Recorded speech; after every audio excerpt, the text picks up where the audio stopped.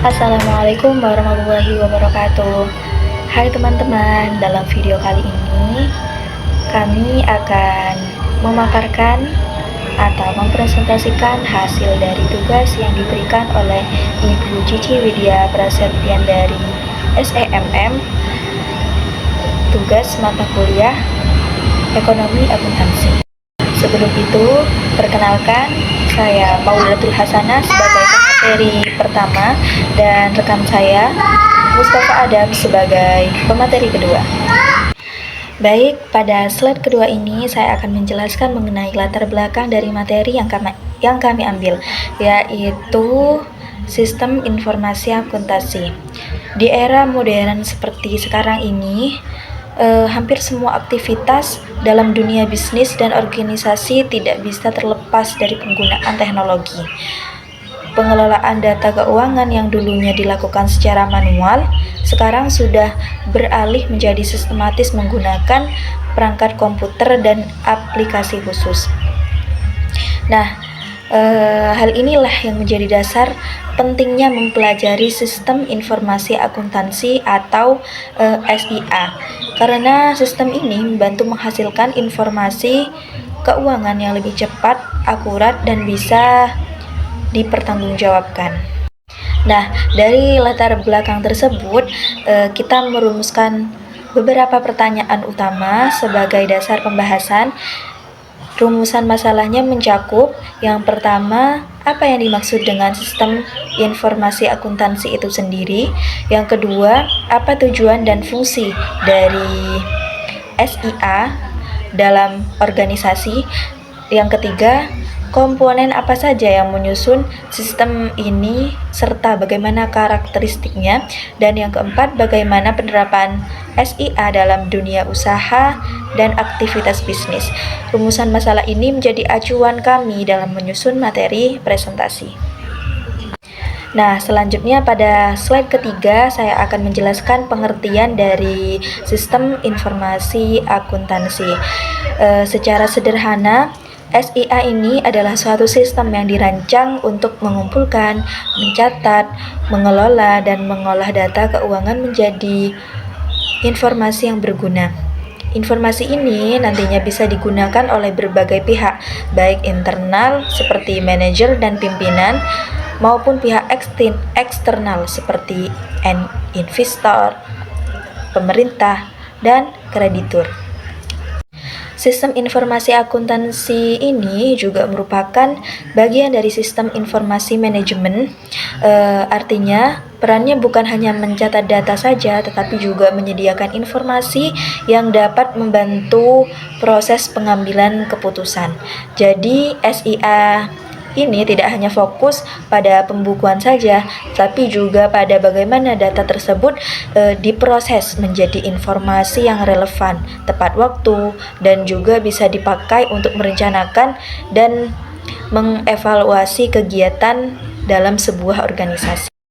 Kemudian pada slide keempat ini kita masuk ke tujuan dan fungsi dari sistem informasi akuntansi.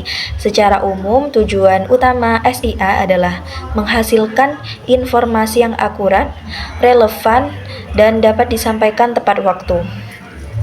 Informasi ini sangat dibutuhkan untuk perencanaan, pengendalian, pengambilan keputusan dalam organisasi. Selain itu, SIA juga bertujuan memperkuat sistem pengendalian internal sehingga kesalahan pencatatan, kecurangan, atau penyimpanan bisa diminimalisir. Kemudian, fungsi dari SIA antara lain mencatat seluruh transaksi keuangan secara sistematis dan terorganisir. Setelah dicatat, data tersebut diproses menjadi laporan keuangan atau informasi lain yang dibutuhkan. Informasi yang dihasilkan tidak hanya digunakan oleh pihak internal saja, tapi juga oleh pihak eksternal seperti investor, pemilik perusahaan, ataupun pihak yang berkepentingan. Jadi bisa disimpulkan bahwa fungsi SIA di sini mencakup pengumpulan data, pengolahan, penyimpanan, hingga penyebaran informasi. Selanjutnya, sekarang pada slide kelima, saya akan menjelaskan komponen dan karakteristik dari sistem informasi akuntansi. Suatu SIA tidak bisa berjalan tanpa adanya komponen-komponen penting yang saling berkaitan. Yang pertama adalah people atau sumber daya manusia, yaitu orang yang mengoperasikan dan mengelola sistem, misalnya akuntan atau staf administrator.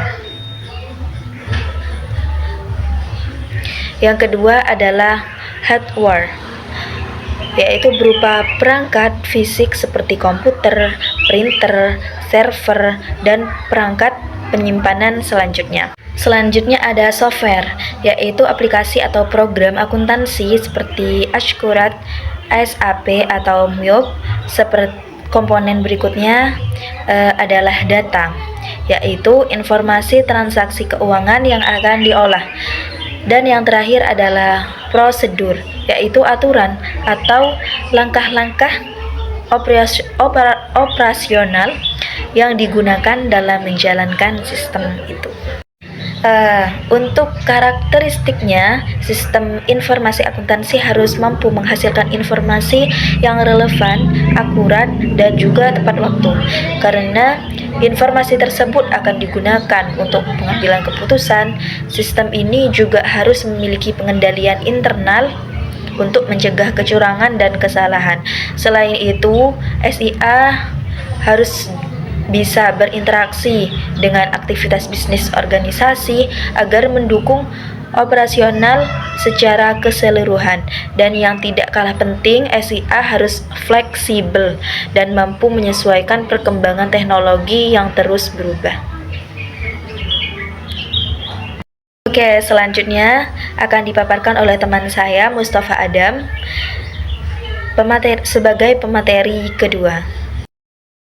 Yang nomor 7, penerapan SIA yang pertama, dagang, penjualan, pembelian, dan persediaan.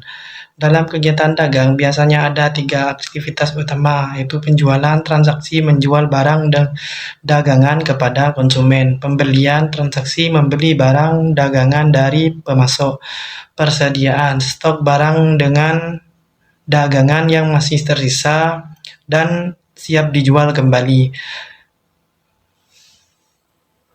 Yang kedua, jasa penerimaan dan pengeluaran kas.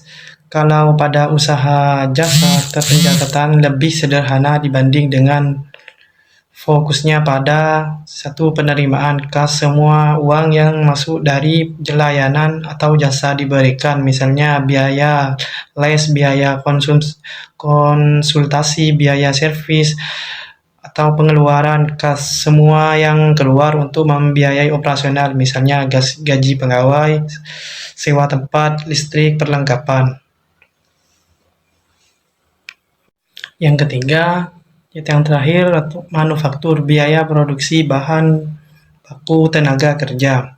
Pada perusahaan manufaktur, aktivitas utama memang terkait produksi barang. Komponen pentingnya. Yang pertama, biaya produksi. Total biaya untuk menghasilkan barang terdiri dari bahan baku, tenaga kerja, dan overhead pabrik. Yang kedua, bahan baku, material utama yang diolah menjadi produk jadi.